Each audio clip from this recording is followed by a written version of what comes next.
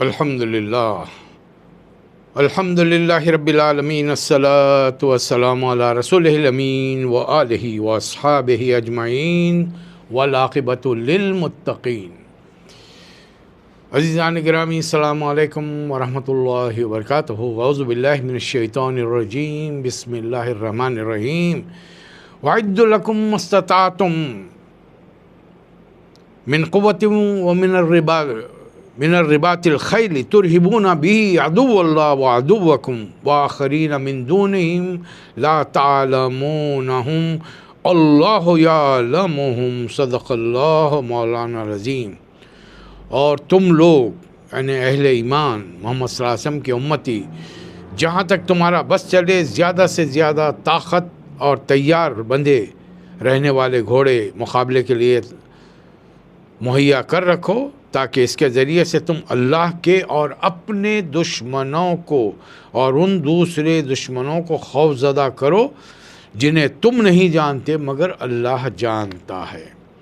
آج انشاءاللہ تعالی 10واں پارہ شروع ہو رہا ہے، اور 10ویں پارے کی جو آیت جس سے پارے کا نام دیا گیا ہے وَعَلَمُوا، اس آیت میں آیت نمبر 41 میں اللہ تعالیٰ نے وہ جو مسئلہ مسلمانوں کے درمیان اٹھ کھڑا ہوا تھا مال غنیمت کے بارے میں، اس لیے کہ رسول اللہ صلی اللہ علیہ وسلم سے پہلے مال غنیمت ہر نبی کے امتیوں پر منع تھا، حرام تھا۔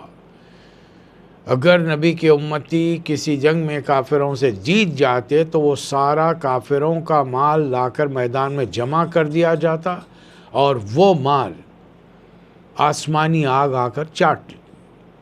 لیکن پہلی مرتبہ تاریخ انسانی میں اللہ تعالیٰ نے حضرت محمد مصطفیٰ صلی اللہ علیہ وسلم کے امتیوں کے لیے میدان جنگ میں دشمنوں کا قبضے میں کیا ہوا مال حلال کیا۔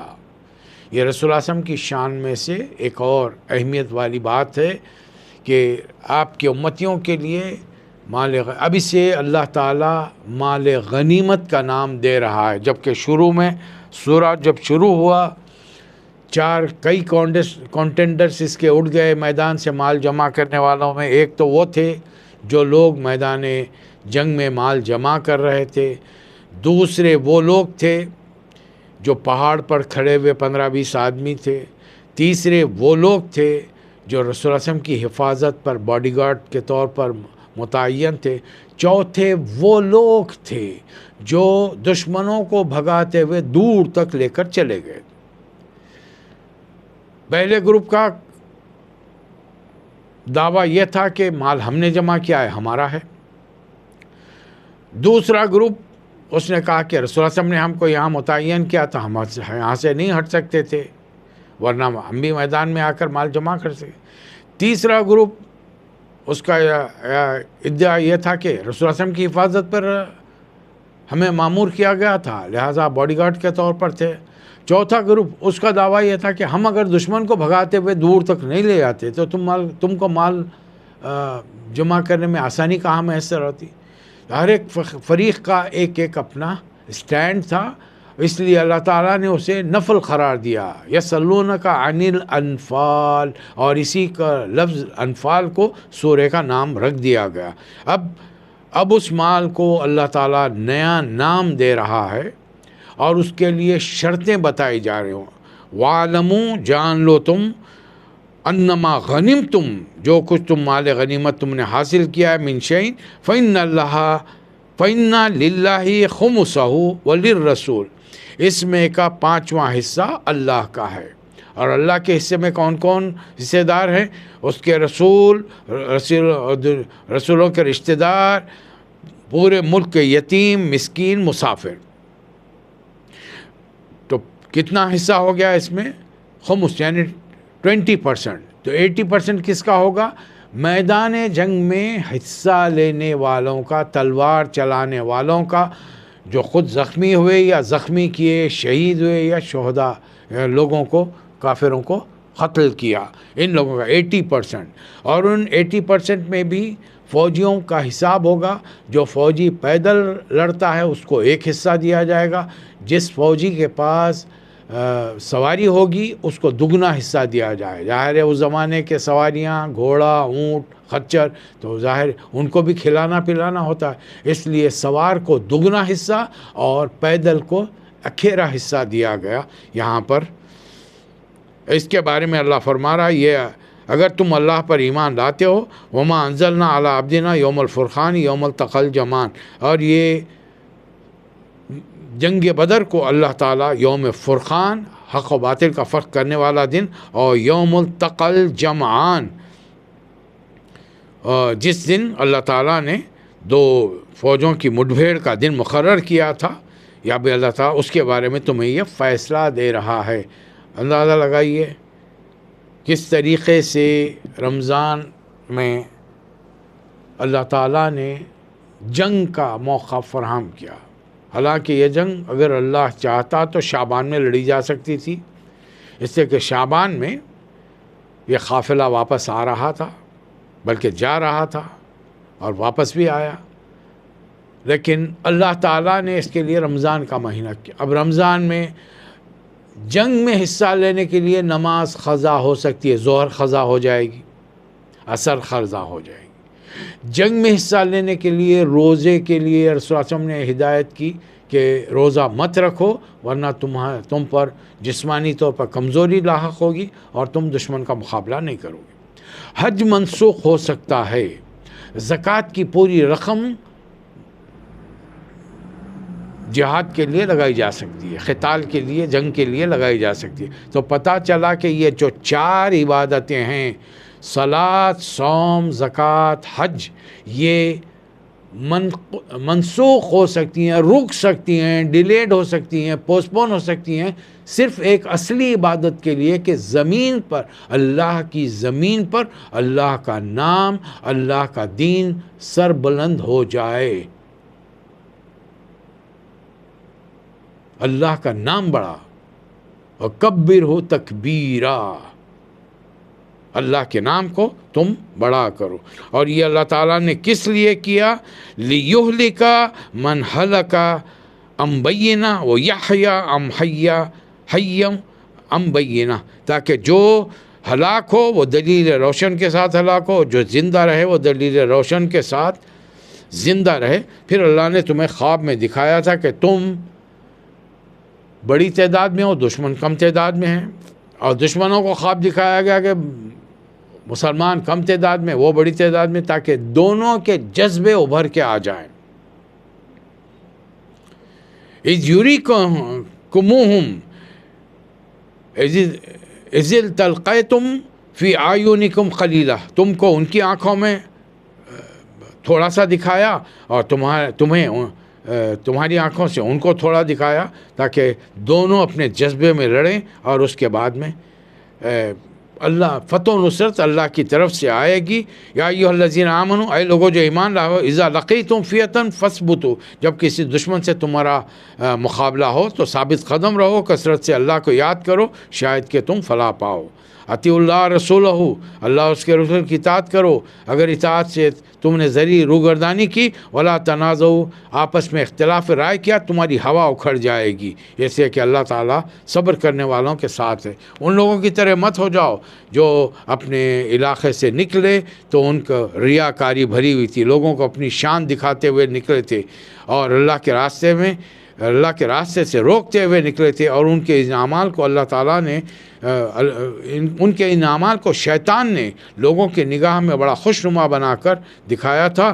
اور میدان جنگ میں آ کر شیطان نے سراقہ بن جسم کی شکل میں مکے والوں کو تڑی دی. لا غالب لکم اليوم، آج تم پر کوئی غلبہ نہیں پا سکتا.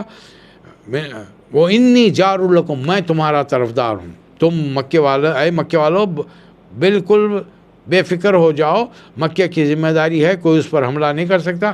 میں سراقہ بن جسم، ایک قبیلہ کا سردار، میں تم سے وعدہ کر رہا ہوں کہ تمہارے علاقے کی حفاظت کروں گا. لیکن جیسے ہی فرشتے نازل ہوئے، یہ تمام شیاطین بھاگ نکلے، اور ان کا کہنا یہ تھا کہ انی بریء منکم، ہم تم سے بریء ذمہ ہیں، ہم وہ دیکھ رہے ہیں، یعنی فرشتوں کو جو تم نہیں دیکھ سکتے، اور ہم اللہ سے ڈرتے ہیں. بہرحال جنگ ہوئی، اور اس جنگ کے نتیجے میں اللہ تعالیٰ نے مسلمانوں کو فتح و نصرت عطا کی، اور اس کے لیے پھر بتا دیا کہ آئندہ کے لیے، قیامت تک کے لیے محمد صلی اللہ علیہ وسلم کے امتی، باوجود یہ کہ ساری دنیا میں امن و امان قائم ہو، تم اپنے دین کی، اپنے علاقے کی، اپنے لوگوں کی، اپنے جان مال عزت آبرو کی حفاظت کے لیے ایک عدد فوج تیار کر رکھو گے۔ اور یہ اسلامی تعلیمات کا نتیجہ ہے کہ آج ہر دنیا کا ہر ملک، چھوٹی سے ہی بڑی سے ہی، ایک فوج تیار کرتا ہے۔ بس دنیا والوں میں اور مسلمانوں میں فرق یہ ہے، انہوں نے اس فوج کو اپنی سائنسی اور ٹیکنالوجی کی مدد سے لاتعداد بے تحاشا رقم خرچ کر کے جو تجربے کیے ہیں، انہوں نے نئے نئے ہتھیار بنائے، جبکہ آج مسلمان، تمام دنیا کے مسلمان انہی سے، اپنے دشمن سے ہتھیار خریدتے ہیں۔ ذرا ایک لمحے کے لیے رک کر سوچئے، کیا کوئی دشمن ٹیکنالوجی کے بہترین ہتھیار آپ کو دے گا؟ وہ تو آؤٹ ڈیٹڈ ہتھیار آپ کو بیچے گا، اس وقت بیچے گا جب اس کے پاس اس سے زیادہ ریفائن اور ماڈرن ہتھیار اس کے پاس موجود ہوں گے۔ تو پھر ہم دشمن پر کبھی بھی غلبہ نہیں پا سکتے۔ یہ اللہ تعالیٰ ہمیں بتا رہا ہے، اور اللہ تعالیٰ نبی کریم صلی اللہ علیہ وسلم سے فرما رہا ہے، اصلی بات یہ ہے کہ لو انفقت ما فی الارض جمیعا، آپ زمین کی ساری دولت اگر خرچ کر دیتے تو بھی ما الفت بین قلوبہم، اہل ایمان کے دلوں کو جوڑ نہیں سکتے تھے، لیکن ولکن اللہ الف بینہم، جبکہ اللہ تعالیٰ نے ان کے دلوں کو جوڑا۔ کس طریقے سے جوڑا؟ لا کلمہ لا الہ الا اللہ محمد رسول اللہ صلی اللہ علیہ وسلم کے ذریعے جوڑا۔ اس لیے اللہ تعالیٰ فرما رہا، یا ایھا النبی حسبک اللہ، اے نبی صلی اللہ علیہ وسلم، اللہ آپ کے لیے اور ایمان والوں کے لیے کافی ہے، لہٰذا آپ کیا کیجئے، یا ایھا النبی حرض المؤمنین علی القتال، ایمان والوں کو، اپنے پیروکاروں کو جنگ کے لیے، قتال کے لیے ابھاریے۔ اب جہاد کی بات نہیں ہو رہی، علی الجہاد نہیں فرمایا، علی القتال۔ اور قتال جب ہوگا تو یاد رکھیے، آپ کے زمانے میں این یکم منکم 20 صابرون، آپ میں 20 لوگ ایسے ہوں گے صبر و استقامت کی مثال، یغلبوا 200، 200 پر غالب آئیں گے۔ وَإِن يَكُن مِّنكُم مِّائَةٌ يَغْلِبُوا أَلْفًا، اور آپ میں ایسے ایمان والے اور صبر والے 100 ہوں گے، 1000 پر قابو پا لیں گے، 1000 پر فتح و نصرت حاصل کریں گے۔ کیا یہاں پر اندازہ فرق دیا گیا؟ تناسب کیا دیا گیا؟ 1:10 کا ریشیو ہے، 20 ہوں گے تو 200 پر، 100 ہوں گے تو 1000 پر۔ لیکن اللہ کو معلوم ہے وہ ایمان کا کیلیبر جو نبی کریم صلی اللہ علیہ وسلم کے زمانے میں صحابہ کرام میں موجود تھا، بعد میں آنے والوں میں گھٹتا جائے گا، کم سے کم تر ہوتا جائے گا۔ اس لیے اللہ تعالیٰ نے اسی وقت رسول اللہ صلی اللہ علیہ وسلم کے زمانے میں ہی ہمارے لیے تخفیف کر دی، ڈسکاؤنٹ دے دیا، سیل لگا دیا، الآن خفف اللہ عنکم وعلم ان فیکم ضعفا۔ اب اللہ تعالیٰ نے اس میں تمہارے لیے بوجھ ہلکا کر دیا ہے، اللہ جانتا ہے کہ تم میں کمزوری ہے، لہٰذا اگر فَإِن يَكُن مِّنكُم مِّائَةٌ، اگر تم میں صابرۃ، تم میں 100 آدمی ایسے ہوں گے جو صبر سے کام لیں گے، یغلبوا 200، اب تمہارا ریشیو 1:2 کا ہوگا۔ اب بتائیے، دنیا کے پاس 10 سے زیادہ ممالک کے پاس ایٹم بم ہے، ہائیڈروجن بم ہے، جس سے دنیا فنا کی جا سکتی ہے، اور 56 مسلمان ملکوں میں سے صرف ایک مسلم ملک کے پاس اگر وہ ہتھیار نہ ہوتا تو آج ان 56 ممالک پر غیر مسلموں کا کبھی کا قبضہ ہو جاتا۔ یہ تو اللہ کی شان ہے کہ اللہ جس سے چاہے اپنے کام لے۔ تو اللہ یہاں ریشیو بتا رہا ہے۔ میدان جنگ میں چونکہ صحابہ کرام نے دشمن فوج کے لوگوں کو ان کے ہتھیار ڈالنے پر غلام بنا لیا، گرفتار کر لیا، اور اس وقت رسول نبی کریم صلی اللہ علیہ وسلم کے قریب کھڑے ہوئے تھے حضرت سعد بن معاذ رضی اللہ تعالیٰ عنہ، یہ قبیلہ اوس کے بڑے سردار تھے۔ ان کے چہرے پر ناگواری دیکھ کر رسول اللہ علیہ وسلم نے پوچھا کہ کیا بات ہے معاذ، سعد، تمہیں یہ چیز پسند نہیں آئی؟ کہا کہ اللہ کے رسول، دشمن کو اس وقت تک ختم کرنا چاہیے جب تک کہ ان کی طاقت ختم ہو۔ آج ہم انہیں چھوڑ دیں گے، یہ پھر نئے جتھا بندی کر کے ہمارے مقابلے پر آئیں گے۔ لیکن اس کے باوجود بھی بہت سارے لوگوں کو، 70 آدمیوں کو قیدی بنا لیا گیا۔ تو اللہ تعالیٰ رسول اللہ علیہ وسلم سے سوال کے لیے بتا رہا ہے، کسی نبی کے جنرل مثال دی جا رہی، ما کان لنبی ان یکون لہ اسرا حتی یسقن فی الارض، کسی نبی کے لیے مناسب نہیں کہ اس کے پاس قیدی ہوں جب تک کہ زمین میں دشمنوں کو اچھی طرح کچل نہ دے۔ اور یہ قیدی کیوں بنائے؟ تریدون عرض الدنیا، کہ آپ دنیا کے فائدے چاہتے ہو، واللہ یرید الآخرہ، واللہ اللہ آخرت چاہتا ہے۔ اور جب جنگ بدر کے بعد سارے لوگ واپس آ گئے، نبی کریم صلی اللہ علیہ وسلم، حضرت عمر مسجد نبوی پہنچے تو دیکھا کہ مسجد نبوی میں حضرت نبی کریم صلی اللہ علیہ وسلم حضرت ابوبکر کے ساتھ بیٹھے ہوئے رو رہے ہیں۔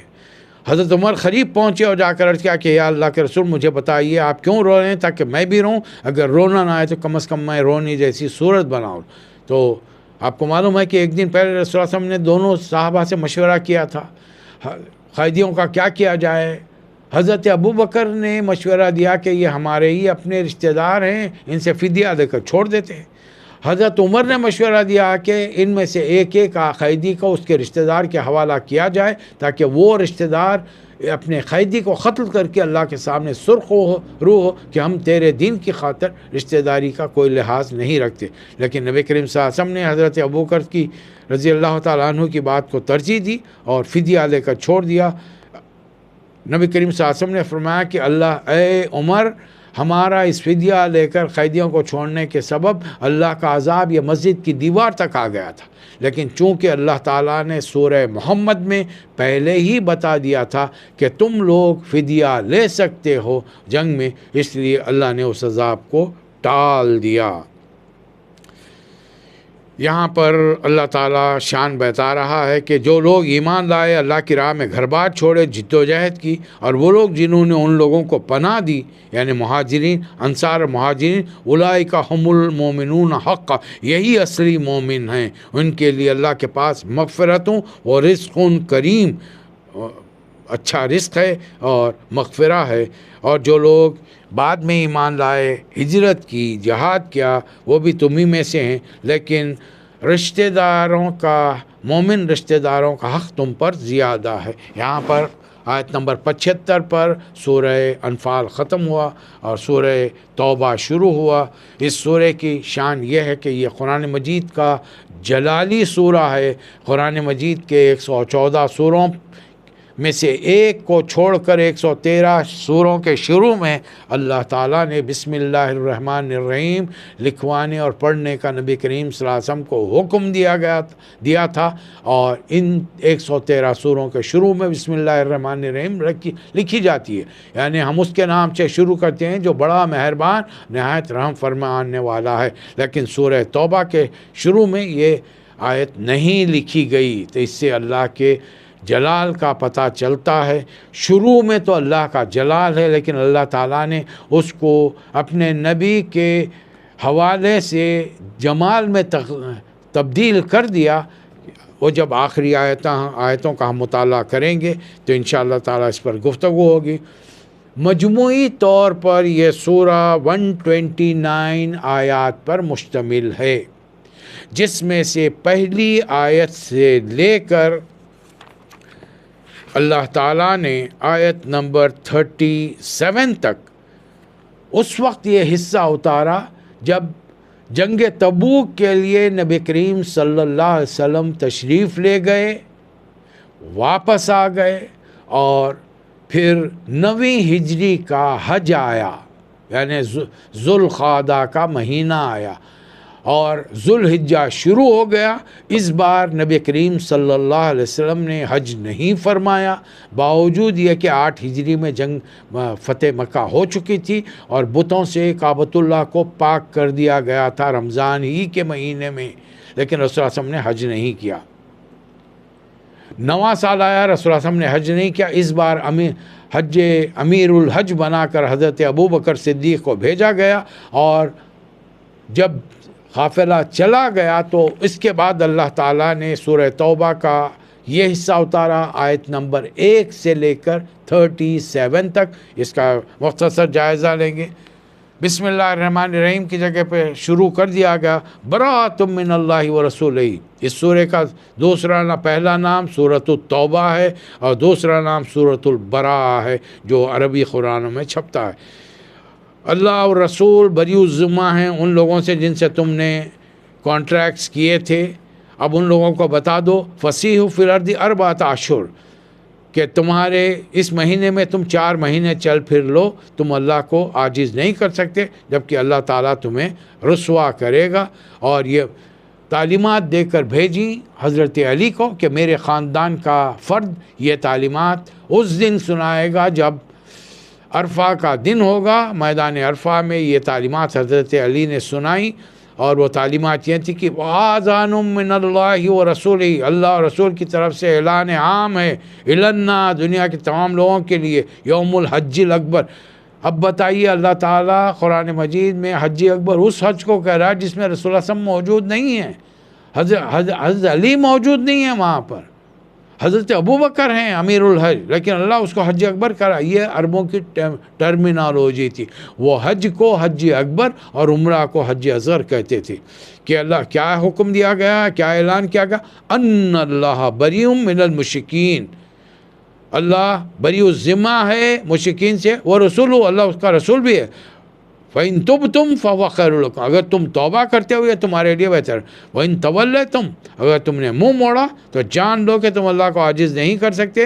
اور ان کافروں کو خوشخبری، عذاب کی خوشخبری دے دیجئے جب یہ 4 مہینے گزر جائیں. فَإِذَا انْسَلَخَ الْأَشْهُرُ الْحُرُمُ فَاقْتُلُوا مُشْرِکِینَ، مشرکین کو جہاں پاؤ قتل کرو، ان کی گھات میں بیٹھو، گھیرو، پکڑو اور ان کا خلا خما کرو. البتہ اب آئیے تمام دنیا کے ان مسلمانوں کے لیے یاد دہانی کے طور پر، اپنی یاد دہانی کے لیے، ہم ذری سی بات پر فتوے لگا کر ایک مسلمان دوسرے مسلمان کو کافر ٹھہراتا ہے.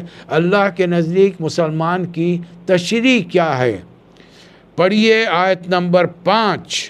فَإِن تَابُوا، اگر وہ توبہ، یہ غیر مسلم جو میدان جنگ یعنی اس وقت مکے میں موجود ہیں، 4 مہینے گزر گئے اور تم ان کو پکڑو اور گھات لگا کر ان کی خبر لو، لیکن اگر تمہارے پکڑنے کے ساتھ انہوں نے کلمہ پڑھ لیا تو فَإِن تَابُوا، توبہ کر لی، وَأَقَامُوا الصَّلَاةَ، ایمان لا کر نماز قائم کی، وَآتُوا الزَّکَاةَ، زکوٰۃ دینے کا وعدہ کر لیا، فَخَلُّوا سَبِیلَهُمْ، ان کا راستہ چھوڑ دو. اب بولیے کیا شرطیں رکھی گئیں؟ ایمان لاؤ، اللہ کا حق نماز اور بندوں کا حق زکوٰۃ ادا کرنے کا وعدہ کر لو. جیسے کہ کلمہ پڑھتے تو نماز نہیں ہوتی، نماز کا ٹائم ظہر عصر مغرب عشاء، زکوٰۃ فوری دینی نہیں، مال پر 1 سال گزرے گا. کلمہ ابھی پڑھے ہیں، آج اگر 10 ماہ رمضان کو پڑھے ہیں تو اگلے 9 رمضان کو 1 سال ہوگا تمہارا، زکوٰۃ جب دو. بڑی پیاری آیت ہے یہ. اور جب کوئی مشرکین میں سے تمہارے پاس اللہ کا کلام سننے کے لیے آئے تو اسے پناہ دو، پروٹیکشن دو اسے، اور اللہ کا کلام سنو، پھر اس حفاظت سے اس کے گھر تک اس کے علاقے تک اسے پہنچا دو. اس لیے کہ یہ قوم وہ ہے جو علم نہیں رکھتی. ایک زمانے میں حضرت علی کے خلاف نکلنے والا گروہ جو کہ خوارج کہلاتے ہیں، کوفہ پہنچ گیا. وہاں پر انہوں نے حضرت امام ابو حنیفہ رحمۃ اللہ علیہ کو گھیر لیا مسجد میں اور کہنے لگے کہ تم مشرک ہو. امام ابو حنیفہ رحمۃ اللہ علیہ نے فوری اس آیت کی تلاوت کی، وَإِنْ أَحَدٌ مِّنَ الْمُشْرِكِينَ اسْتَجَارَكَ فَأَجِرْهُ حَتَّى يَسْمَعَ كَلَامَ اللَّهِ ثُمَّ أَبْلِغْهُ مَا مَنَعَ.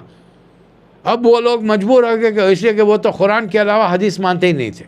تو یہ خوارج منکرین حدیث تھے اسی زمانے سے، صرف قرآن کو ماننے کے لیے ان الحکم للہ کہہ کے وہ مسلمانوں کو راستے میں روک کر کہتے تم نے فجر پڑھی، اس نے اگر غلطی سے کہہ دیا میں نے فجر آج نہیں پڑھی، اسے قتل کر دیتے. سامنے مشرکین ہیں ان کو کچھ نہیں کہتے، کفار ہیں انہیں کچھ نہیں کہتے، جیسے کہ وہ تو ہیں. یہ ان کا اپنا طریقہ کار تھا. تو اس حصے میں بہت کچھ چند باتیں اہمیت کی ہیں۔ ایک اور بات پھر اللہ آیت نمبر 5 کے بعد اللہ نے آیت نمبر 11 نے بھی پھر اپنے الفاظ کو دہرایا، بلکہ تھوڑے سے آخری الفاظ تبدیل کیا۔ فَإِن تَابُوا، اگر وہ توبہ کر رہے ہیں، ایمان لائیں، وَقَامُوا الصَّلَاةَ وَآتُوا الزَّكَاةَ، ظاہر ہے ایمان لانے والا ہی نماز قائم کرے گا، زکوٰۃ ادا کرے گا۔ فَإِخْوَانُكُمْ فِي الدِّينِ، اب وہ دین میں تمہارے بھائی ہیں۔ اب بتائیے، حنفی، شافعی، مالکی، حنبلی، اہل حدیث اور عمان کے آبازی، اب اگر یہ اپنے درمیان میں بھی چھوٹی چھوٹی باتوں پر ہاتھ سینے پر باندھنا چاہیے، ہاتھ ناف پر باندھنا چاہیے، یا ہاتھ چھوڑ کر نماز پڑھنی چاہیے، آمین زور سے کہنی چاہیے یا نہیں کہنی چاہیے، پیروں کو قریب رکھنا چاہیے یا پھیلا کر کھڑے رہنا چاہیے، ان باتوں پر کفر کے فتوے لگاتے رہیں تو دشمن تو ہم کو چھوٹے چھوٹے فرقوں میں بانٹ کر ہمارا خلا خما کر دے گا۔ ہم ان ضمنیات میں الجھ کر اللہ کے اصل دین سے غافل ہو جائیں گے، اور امت مسلمہ کے اتحاد کے عدم سے غیر موجودگی میں ان کی طاقت دنیا میں ہوا ان کی اکھڑ جائے گی۔ اس میں ایک آیت بڑی پیاری آئی ہے جس میں اللہ تعالیٰ فرما رہا ہے، مشرکین کا یہ کام نہیں کہ اللہ کے مسجد کے مجاور بنے، حالانکہ وہ اپنے کفر پر خود شہادت دے رہے ہیں۔ کیا تم لوگوں نے حاجیوں کو پانی پلانا اور مسجد حرام کی مجاوری کرنے کو اس کام کے برابر ٹھہرا لیا کہ جو شخص اللہ پر ایمان لایا، آخرت پر ایمان لایا اور اللہ کے راستے میں جہاد کیا؟ لا یستوون عند اللہ، اللہ کے نزدیک دونوں برابر نہیں ہیں۔ وہ لوگ اللہ کی اہمیت رکھتے ہیں جو ایمان لائے، وہ ہاجروا وجاہدوا فی سبیل اللہ باموالہم وانفسہم، جو لوگ ہجرت کیے اللہ کے راستے میں، جہاد کیا اپنے مالوں اور جانوں سے، اعظم درجۃ عند اللہ، اللہ کے ہاں ان کا درجہ بہت بڑا ہے۔ بعد میں آنے والوں کا درجہ بھی ہے لیکن ان سے کم ہے۔ 8 چیزوں سے تم ایمان والوں محبت کر سکتے ہو، لیکن یہ محبتیں کس پر غالب نہ ہونی چاہیے؟ کان کھول کر میں اپنے آپ کو سناؤں اور آپ کو بتاؤں۔ قل ان کان آباؤکم وابناؤکم واخوانکم وازواجکم وعشیرتکم، 5 رشتے، واموال اقترفتموها تجارتا تخشون کسادها ومساکن ترضونها، مال، تجارت اور اپنے گھر، ان 8 چیزوں سے تم محبت کرو، لیکن اگر ان چیزوں کی محبت تمہارے دلوں میں احب الیکم من اللہ و رسولہ و جہاد فی سبیلہ فتربصوا، ان 8 چیزوں کی محبت اگر تمہارے دل میں اتنی گھر کر گئی کہ تم اللہ، رسول اور اللہ کے راستے میں کوششیں کرنے کی تمام چیزوں کو پسے پشت پیٹ پیچھے ڈال دو، تو فتربصوا، انتظار کرو، حتی یاتی اللہ بامرہ، تا وقت کہ اللہ کا حکم نہ آ جائے۔ ان واللہ لا یہدی القوم الفاسقین، اللہ ایسے ایمان والوں کو فاسق قرار دے رہا ہے۔ اب میں اپنا جائزہ لوں، آپ اپنا جائزہ لیں، کہیں ہم دنیا داری میں گر کر ان 8 چیزوں کو 3 چیزوں پر فوقیت اور فضیلت تو نہیں دے رہے ہیں، اہمیت تو نہیں دے رہے ہیں۔ اگر ایسا ہے تو اللہ ہمارے منہ پر ہمیں فاسق کہہ رہا ہے، ہم کتنا ہی خوش فہمی میں مبتلا رہے ہیں، محمد صلی اللہ علیہ وسلم کے امتی ہیں، وہ قیامت میں ہماری جان بچا لیں گے، ہمیں دوزخ سے بچا کر جنت میں لے جائیں گے، قطعی ایسا نہیں ہوگا۔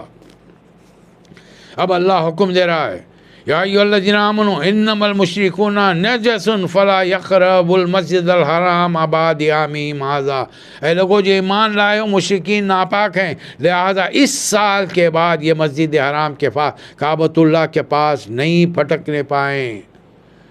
جیسا کعبہ حرام ہے، محترم ہے، اس کے مخصوص حدود ہیں جس میں غیر مشرکین حصہ نہیں، داخل نہیں ہو سکتے، قدم نہیں رکھ سکتے، اسی طریقے سے مدینہ منورہ کو نبی کریم صلی اللہ علیہ وسلم نے حرم بنایا، حرام قرار دیا، وہاں پر غیر مسلمین کا داخلہ۔ لیکن آج کیا ہو رہا ہے دنیا میں، آپ بڑی اچھی طریقے سے جانتے ہیں۔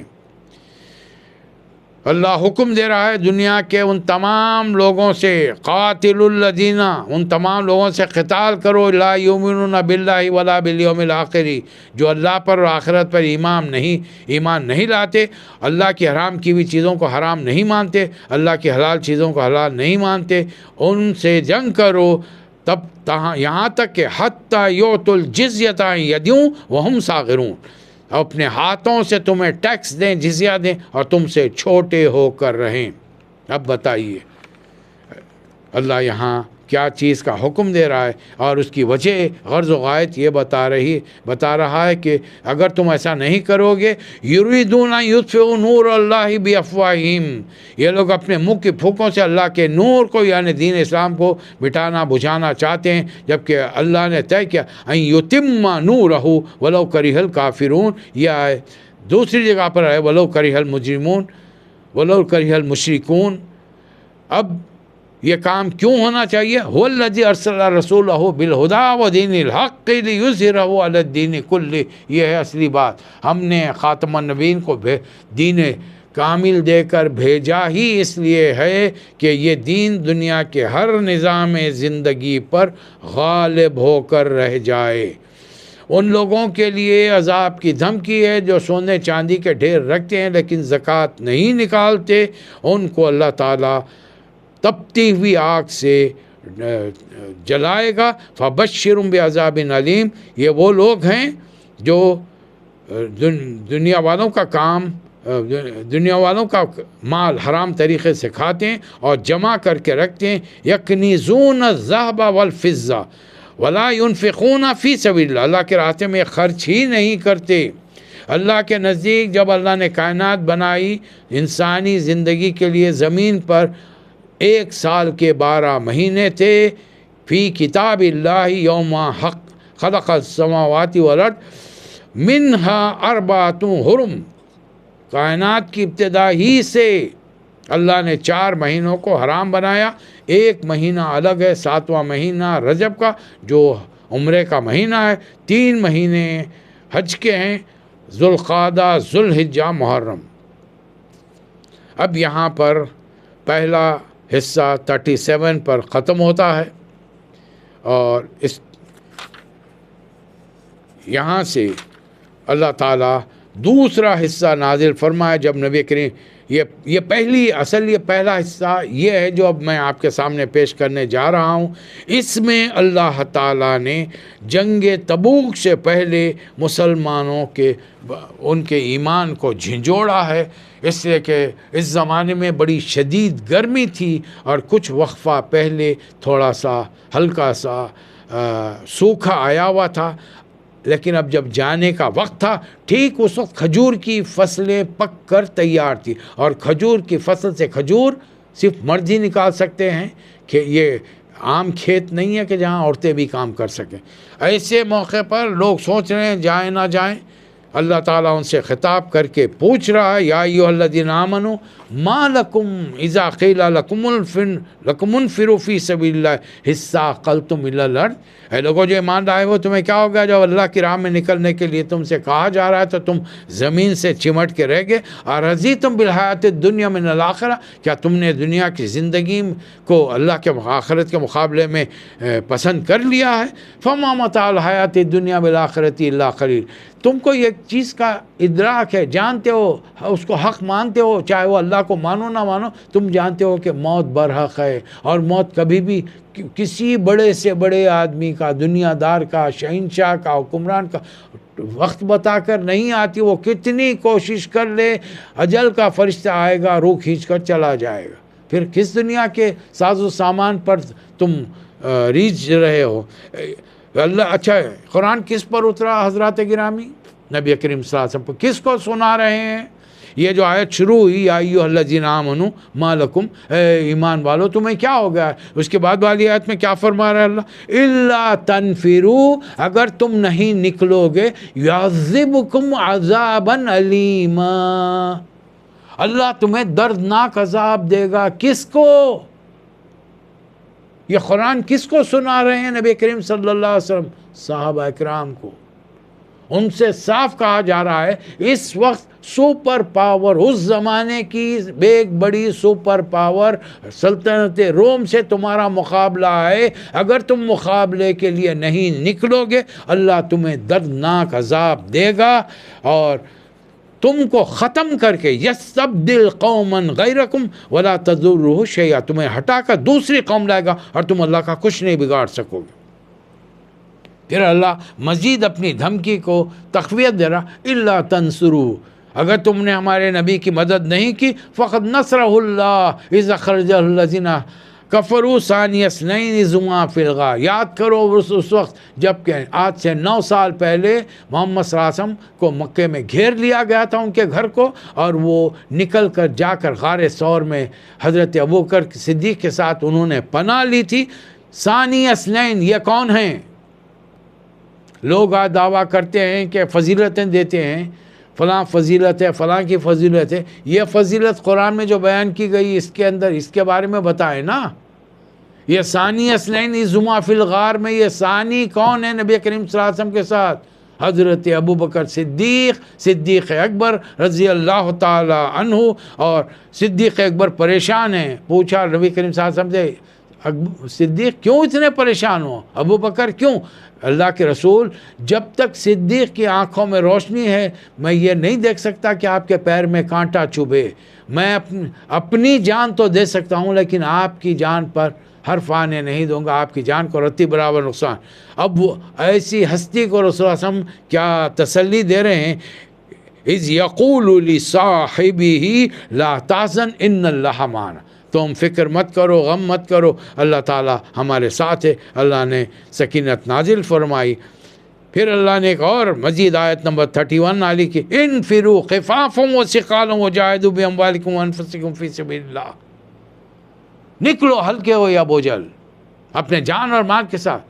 120 سال کی عمر ہو گئی ہے، ضعیف ہیں، صحیح نظر نہیں آتا لیکن چل سکتے ہیں. حضرت ابو ایوب انصاری رضی اللہ تعالیٰ عنہ، بیٹوں کے بیٹوں پوتوں کے بیٹے ہو چکے ہیں. 3 نسلیں وہ اپنی نظروں میں دیکھ چکے ہیں. طویل عمر پائی ہے رسول اللہ صلی اللہ علیہ وسلم کی برکت کی دعا کی وجہ سے. بیٹے پوتے ان سے کہہ رہے ہیں کہ حضرت آپ ضعیف ہیں، آپ پر یہ ذمہ داری عائد نہیں ہوتی. تو فرمایا کہ نہیں، اللہ کا حکم ہے، انفروا خفافا وثقالا، نکلو اللہ کے راستے میں. اور آپ جانتے ہیں ان کی حسن الدنیا کے فصیل کے پاس ان کا جنگ سے پہلے انتقال ہوا اور اس فصیل کے قریب انہیں دفن کیا گیا. چونکہ یہ جنگ کی شروعات ہیں، تبوک کے لیے جانا، نبی کریم صلی اللہ علیہ وسلم کو اطلاع مل چکی ہے کہ شہنشاہ روم نے بڑے پیمانے پر فوجیوں کی بھرتی شروع کی ہے. کہ 8ویں ہجری میں نبی کریم صلی اللہ علیہ وسلم نے ایک اپنے قاصد کا بدلہ لینے کے لیے 3000 کی فوج بھیجی تھی. وہاں پر غسان کے علاقے میں غسان کا بادشاہ شرجیل نے رسول اللہ علیہ وسلم کے قاصد کو شہید کر دیا تھا. اس کا بدلہ لینے کے لیے 3000 کی فوج بھیجی تھی. جنگ موتا ہوئی. رسول اللہ علیہ وسلم کے 3 بڑے سپہ سالار اس میں شہید ہوئے.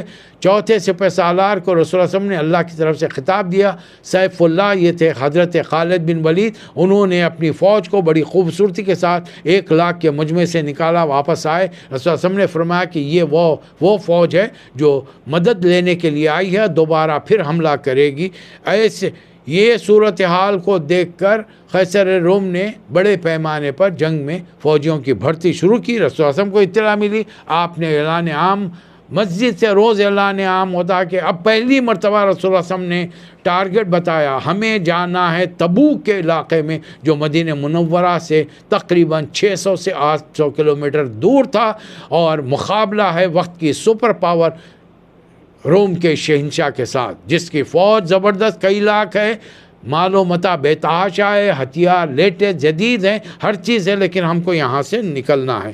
اب منافقین آ کر کہہ رہے ہیں کہ اللہ کے رسول میرے پاس گھر میں بیگم کی طبیعت خراب ہے، بچے بیمار ہیں، میری طبیعت ناساز ہے۔ رسول صلی اللہ علیہ وسلم مسکرا کر فرما رہے ہیں اللہ تمہیں معاف کرے، اللہ تمہیں معاف کرے۔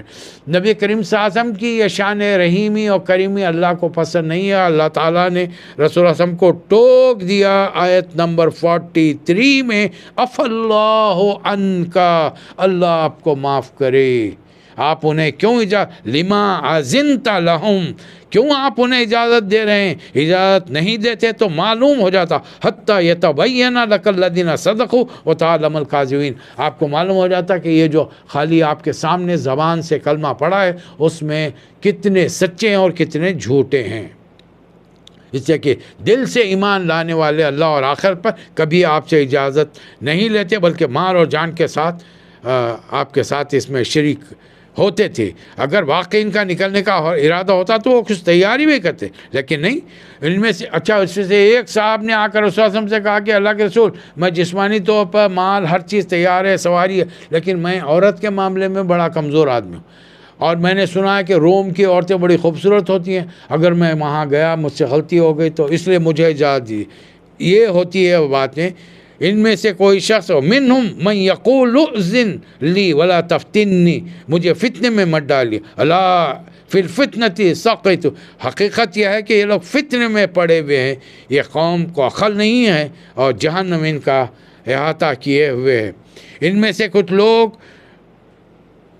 جو مال غنیمت ملتا ہے اس کی تقسیم میں، صدقات کی تقسیم میں آپ پر اعتراض کرتے ہیں کہ اگر انہیں مال مل گیا تو بڑے خوش ہوتے ہیں، اور کم دیا جائے تو بگڑنے لگتے ہیں۔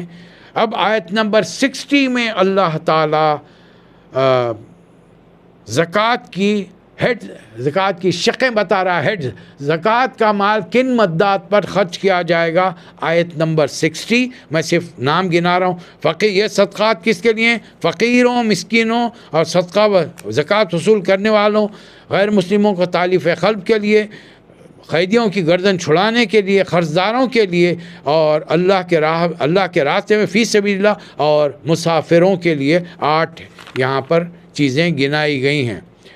اب جو منافق تھے وہ تو جنگ میں گئے نہیں، کچھ منافق گئے بھی، اس کے ساتھ بڑی تعداد ان کی 80 کے قریب نہیں گئی۔ اب وہ ڈر رہے ہیں کہ مسلمانوں پر کہیں کوئی ایسی صورت نازل نہ ہو جن میں ان کے بھید کو کھول دیا جائے، تو اللہ تعالیٰ کہہ رہا ہے قریب اللہ ایسا سورہ نازل کرے گا جس میں تمہارے بھیدوں کو کھول دے گا۔ تو وہ کہیں گے ہم تو ہنسی مذاق کر رہے تھے، تو ان سے کہیے کیا اللہ کا رسول اور اس کی آیات، اس کا تم مذاق اڑا رہے تھے؟ مذاق مت اڑاؤ، اللہ تمہارے بھیدوں کو عنقریب کھولنے والا ہے۔ فاسقوں کی کچھ قسمیں ہیں، یہ آپس میں یہ منافق مومن ایک دوسرے کے اولیاء ہیں، رفیق ہیں، بھلائی کا حکم دیتے ہیں، برائی سے روکتے ہیں، نماز قائم کرتے ہیں اور زکوٰۃ دیتے ہیں۔ اس کے برخلاف یہ منافق اور کفار یہ ایک دوسرے کے رفیق ہیں، لوگوں کو برائی کا حکم دیتے ہیں، بھلائی سے روکتے ہیں، اللہ کے راستے میں خرچنے سے پیچھے ہٹ جاتے ہیں۔ اے نبی صلی اللہ علیہ وسلم، کوئی آئے نہ آئے جنگ کے لیے، یا ایھا النبی جاہد الکفار والمنافقین واغلظ علیہم، ان کافروں سے اور ایک وقت آئے گا ان منافقوں سے ایسے جہاد کیجئے اور ان کے سختی کے ساتھ پیش آئی، اس لیے کہ ان کا ٹھکانہ جہنم ہے، بہت ہی برا ٹھکانہ ہے۔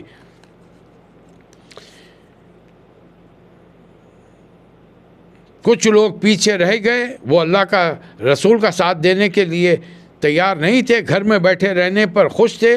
جب ان سے کہا تھا کہ نکلو اللہ کے راستے میں، تو کہتے لا تنفروا فی الحر، بہت شدید گرمی ہے، اس میں مت نکلو۔ اے نبی صلی اللہ علیہ وسلم ان سے کہہ دیے قل نار جہنم اشد حرا، یہ تو دنیا کی آگ تو کچھ نہیں ہے، سب سے بدترین آگ وہ ہے جو جہنم کی آگ ہے۔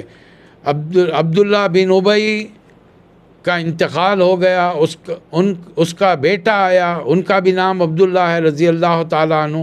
انہوں نے رسول اللہ صلی اللہ علیہ وسلم سے کہا کہ اے اللہ کے نبی، میرے والد کا انتقال ہو گیا، اس کی نماز جنازہ پڑھائیے۔ حالانکہ وہ رئیس المنافقین تھا، لیکن نبی کریم صلی اللہ علیہ وسلم نے بیٹے کا دل جوئی کے لیے وہاں تک پہنچ گئے، بلکہ اپنا جبہ آپ نے دیا کہ یہ اپنے والد کو پہنا دو کفن کے طور پر، اس لیے احسان کا بدلہ تھا کہ جنگ بدر کے بعد حضرت عباس قیدی کی حیثیت سے لائے گئے، ان کا جبہ پھٹ چکا تھا، اب اگر ان کی جسامت کا کوئی آدمی تھا تو وہ عبداللہ بن ابی تھا، اس کا جبہ لے کر انہیں پہنایا گیا۔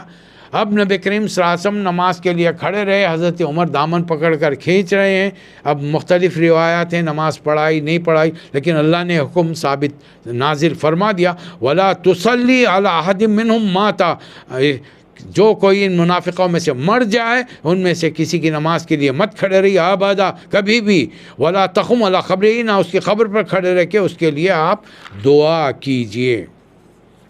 البتہ جنگ میں حصہ جن لوگوں نے نہیں لیا ان میں جو بیمار تھے، ضعیف تھے یا خواتین تھیں، تو پھر ان کے ایسے لوگوں کے یا جن کے پاس مال و متاع کچھ نہیں تھا، ہتھیار نہیں تھے، سواریاں نہیں تھیں، وہ آتے رسول اللہ صلی اللہ علیہ وسلم سے رو رو کر عرض کرتے، درخواست کرتے کہ ہمارے لیے صرف ہماری جان حاضر ہے، سواری دیجیے، ہتھیار دیجیے، ہم جا کے دشمن سے لڑیں گے۔ اور رسول اللہ صلی اللہ علیہ وسلم فرماتے، قلتا لا اجد ما احملکم علیہ، میں تمہیں یہ تمام چیزیں سواریوں کا انتظام نہیں کر سکتا، ہتھیار نہیں دے سکتا۔ تو وہ بیچارے جب گھروں کو واپس لوٹتے ان کی آنکھوں سے آنسو جاری ہو جاتے تھے۔ اللہ تعالیٰ کا اعتراض تو ان لوگوں پر ہے جو مالدار تھے، پھر بھی انہوں نے جہاد میں شرکت سے معذرت کی اور گھر میں بیٹھنے والی خواتین کے ساتھ وہ جا کر بیٹھ گئے۔ آیت نمبر 93 پر سورہ توبہ کا یہ حصہ ہم یہ کر رہے ہیں۔ اب جنگ تبوک میں گئے، وہاں پر 20 دن قیام کیا، سپر پاور شہنشاہ روم مقابلے پر نہیں آیا، بلکہ حفاظت کے لیے جو سرحد کی فوج رکھی جاتی ہے وہ بھی واپس بلا لی، اور 20 دن کے قیام کے بعد اطراف و اکناف کے وہ تمام لوگ جو انتظار میں تھے کہ دیکھیں اس دو بڑے جنگی فوجوں کے بیچ میں جو مقابلہ ہوگا، جو جیتے گا ہم اس کے ساتھ ہوں گے۔ 20 دنوں میں 20 قبیلے اور چھوٹے چھوٹے علاقوں کے قافلے آئے، رسول اللہ صلی اللہ علیہ وسلم کے ہاتھ پر بیعت کی، اور پھر واپسی کے لیے رسول اللہ صلی اللہ علیہ وسلم کا قافلہ بغیر جنگ کیے اللہ تعالیٰ نے اخلاقی طور پر فتح نصرت عطا کی، سپر پاور پر نبی کریم صلی اللہ علیہ وسلم مسجد مدینہ منورہ تشریف لائے۔ یہاں ہم اپنی گفتگو ختم کرتے ہیں۔ اللہ تعالیٰ مجھے اور آپ کو توفیق عطا فرمائے۔ وآخر الدعوانا ان الحمد للہ رب العالمین۔